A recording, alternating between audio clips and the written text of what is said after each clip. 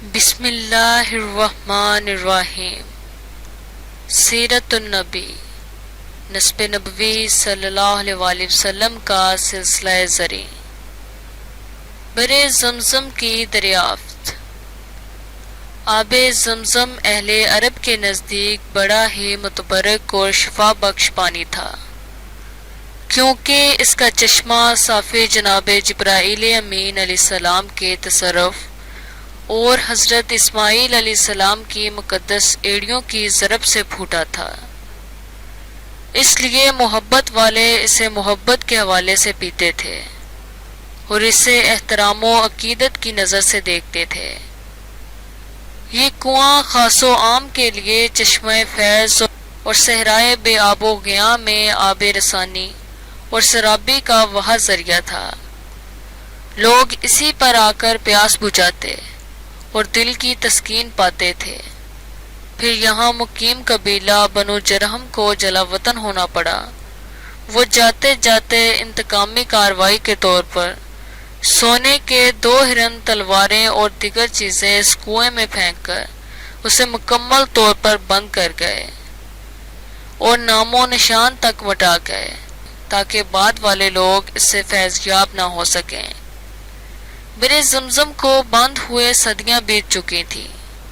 اب نئی نسل کے ذہنوں میں اس کا دھندلا سا تصور بھی موجود نہیں تھا۔ اگر تھا تو وہ اسے عزم و استقلال سے دریافت کرنے اور کوشش سے پا لینے کی ہمت نہیں پاتے تھے۔ وقت اسی طرح گزرتا رہا۔ ابن اسحاق ازرقی اور بہیقی نے حضرت علی رضی اللہ تعالیٰ عنہ سے روایت کیا ہے کہ ایک روز حضرت عبد المطلب کعبہ معظمہ کے قریب موجود تھے کہ غنودگی سی طاری ہو گئی۔ انہوں نے خواب میں دیکھا جیسے کوئی ہاتف کہہ رہا ہو، طیبہ کو کھودو۔ وہ خواب سے بیدار ہوئے مگر اس کی تعبیر سے قاصر رہے۔ دوسرے روز پھر وہی خواب آیا۔ اس دفعہ کسی نے کہا، برہ کو کھودو۔ وہ بیدار ہوئے مگر اس کا مفہوم بھی نہ سمجھ سکے۔ تیسرے روز پھر خواب آیا۔ اس دفعہ حاتم غیبی نے حکم دیا، مجنونہ کو کھودو۔ وہ بیدار ہوئے مگر ان کی عقل میں کچھ نہ آیا کہ برات طیبہ اور مجنونہ کیا چیزیں ہیں اور انہیں کون سی جگہ کھودنے کا حکم دیا جا رہا ہے۔ چوتھے روز واضح خواب آیا۔ حکم ہوا برے زمزم کو کھودو۔ وہ مقدس پانی کا کبھی ختم نہ ہونے والا کنواں ہے جو حجاج و زائرین اور یہاں کے باشندوں کو سیراب اور ان کی پانی کی ضرورت پوری کرے گا۔ وہ تمہارے آباء و اجداد کی مقدس میراث ہے۔ اگر تم اسے کھودو گے تو پالو گے، تمہیں مایوس و پشیمان نہیں ہونا پڑے گا۔ وہ اصاف و نائلہ کے چبوترے کے سامنے کوڑا کرکٹ کے ڈھیر کے پاس ہے۔ اہم ترین نشانی یہ ہے کہ جب تم وہاں پہنچو گے تو ایک کوا زمین پر آ کر چونچ مارے گا، اسی کے نیچے چاہے زمزم ہے۔ واضح نشانیاں معلوم کر کے جناب عبد المطلب کو یقین ہو گیا۔ وہ قریش کے پاس گئے اور اپنا خواب بیان کیا۔ وہ حوصلہ دینے کے لیے علامات و شواہد سے بھی آگاہ کیا، مگر سینکڑوں من ریت کا تصور کر کے قریش نے ساتھ دینے سے صاف انکار کر دیا۔ بے دلی سے بولے، اول تو خواب کا اعتبار اعتبار ہی نہیں، اور اگر یہ خواب سچا ہو تو سینکڑوں من ریت ہٹانا، ان کے نیچے سے کنواں برآمد کرنا اور اسے قابل استعمال بنانا ایک مشکل بلکہ ناممکن بات ہے۔ اس لیے اس سلسلے میں ہم آپ کی کوئی مدد نہیں کر سکتے۔ عبد المطلب قریش کی طرف سے کوڑا جواب پا کر بہت متاسف ہوئے، مگر چونکہ انہیں یقین تھا یہ حکم ربانی ہے اور وہ ضرور مدد کرے گا، اس لیے اپنے طور پر ہی کمر ہمت باندھ کر میدان میں آنے کے لیے تیار ہو گئے۔ اس وقت ان کا ایک ہی بیٹا حارث تھا۔ اسے ساتھ لیا اور چاہے زمزم کے محل وقوع پر پہنچے۔ وہاں جا کر دیکھا 2 بتوں کے چبوترے کے سامنے قربانگاہ کے قریب اوجری کا ڈھیر لگا ہوا ہے۔ دیکھتے ہی دیکھتے ایک کوا آیا اور اس نے اوجڑی سے گوبر نکال کر بکھیرنا شروع کر دیا۔ گوبر میں گندم وغیرہ کے دانے تھے اور انہیں چننے کے لیے زمین پر ٹھونگے مارنے لگا۔ حضرت عبد المطلب کی خوشی کے انتہا نہ رہی۔ نئی اور پرانی تمام نشانیاں پوری ہو گئی تھی۔ انہوں نے بیٹے حارث سے کہا، کمرے ہمت باندھ لو، یہی وہ جگہ ہے جس کی بشارت دی گئی ہے۔ جب وہ جگہ کھودنے لگے تو قریش حوصلہ افزائی کے بجائے حوصلہ شکنی اور اعتراض کرنے کے لیے آ گئے کہ آپ لوگ بتوں کے چبوترے کی بے حرمتی کر رہے ہیں، مگر حضرت عبد المطلب نے ان کی کسی بات پر کان نہ دھرا اور باپ بیٹا سب سے بے نیاز ہو کر اپنے ہی کام میں لگے رہے۔ عبد المطلب مٹی کھودتے تھے اور حارث بیل بھر کر وہ مٹی دور پھینک دیتا تھا۔ وہ اطاعت و فرمانبرداری کا پیکر بن کے شب و روز اس کام میں لگے رہے۔ آخر ان کی جد و جہد خلوص بری محنت اور دن رات کی ارک ریزی رنگ لائی۔ نیچے سے کنویں کی اینٹیں نظر آنے لگی۔ حارث خوشی سے چینک پڑا، ابا جان کنواں مل گیا۔ آنا فانا پورے مکہ میں یہ خبر پھیل گئی کہ صدیوں پرانا مقدس کنواں مل گیا ہے۔ سب لوگ زیارت کے لیے آمد پڑے۔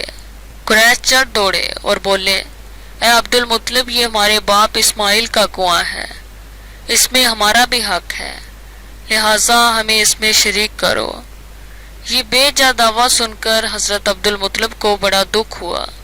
بولے، بے انصافی اور ستم ظریفی کی بھی کوئی حد ہوتی ہے۔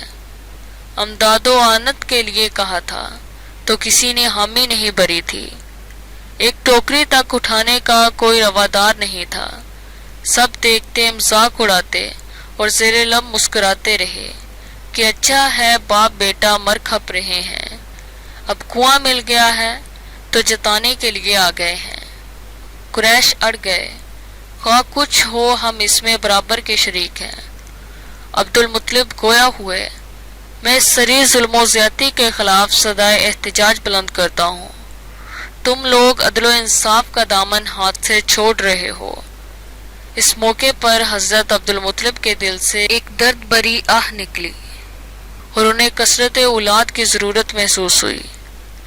وہ سوچنے لگے کہ آج اگر ان کے جوان بیٹے ہوتے تو کسی کو ان کے سامنے دم مارنے اور اس طرح سینہ تان کر بات کرنے کی جرت نہ ہوتی۔ انہوں نے اسی جگہ نظر مانی کہ یا اللہ مجھے 10 جوان بیٹے عطا فرما، ان میں سے ایک بیٹا تیری راہ میں قربان کروں گا، جس طرح حضرت خلیل اللہ ابراہیم علیہ السلام نے قربان کیا تھا۔ دل ہی دل میں یہ نظر مان کر وہ قریش سے مخاطب ہوئے، تم کوئی سالس مقرر کر لو، جو وہ فیصلہ دے گا مجھے منظور ہوگا۔ قریش بولے، ہم بنو سعد بن حزیم کی کہنا کو اپنا حکم مقرر کرتے ہیں، اس کا ہر فیصلہ ہمیں منظور ہوگا۔ عبد المطلب نے کہا، مگر وہ ملک شام میں رہتی ہے، ہمیں خامخواہ صحرائی سفر کی صعوبتیں برداشت کرنا پڑیں گی، اس لیے کوئی ایسا حکم مقرر کرو جو یہیں رہتا ہو۔ مگر قریش نہ مانے اور اصرار کیا کہ کہنا کا فیصلہ ہی قابل قبول ہوگا۔ مجبور ہو کر سفر کی تیاری کرنا پڑی۔ 20 آدمی عبد المطلب کے اور 20 قریش کے، اس طرح 40 افراد کا یہ قافلہ صحرا کی طرف روانہ ہو گیا۔ قدرت کو کچھ اور دکھانا منظور تھا۔ خلاف توقع یہ عربی قافلہ راستہ بھول گیا۔ صحرائے عرب کی یہ خصوصیت ہے کہ جو راستہ بھول جائے پھر اس کا راہ راست پر آنا بہت مشکل ہوتا ہے، اسے پھر موت ہی اس مشکل سے نجات دلاتی ہے۔ دانا پانی ختم ہو گیا، آنکھوں کے سامنے موت کے سائے لہرانے لگے۔ دھوپ کی تمازت نے ذہی سہی ہمت بھی سلب کر لی، باغے توڑے مگر راستہ نہ ملا۔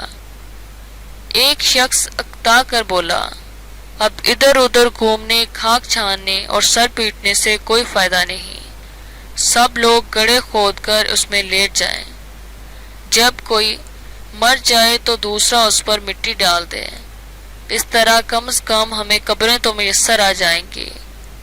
اور پھر انہوں نے ایسا ہی کیا۔ سب دم ساتھ کر موت کے انتظار میں لیٹ گئے۔ اچانک عبد المطلب کھڑے ہو گئے۔ ان کے تابناک چہرے سے نئے عزم کی روشنی پھوٹ رہی تھی۔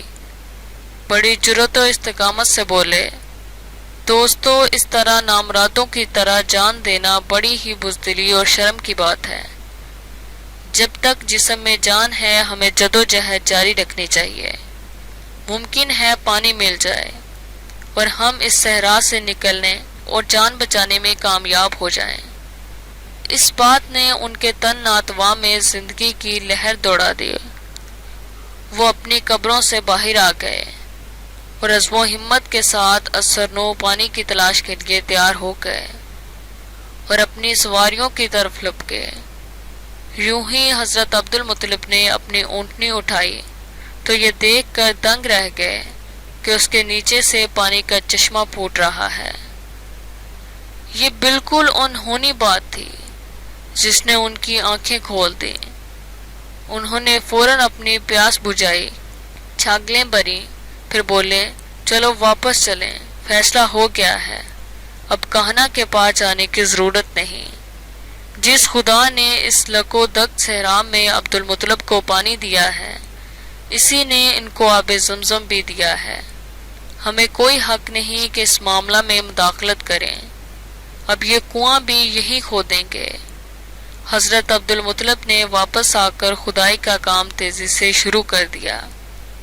اس میں سے سونے کے 2 ہرن، تلواریں اور دوسری چیزیں بھی نکل آئیں جو بنو جرہم نے اس کے اندر پھینکی تھی۔ آب زمزم کی دریافت سے مکی زندگی میں انقلاب آ گیا اور انہیں بہت سی سہولتیں میسر آ گئیں جن سے وہ محروم تھے۔ شکریہ۔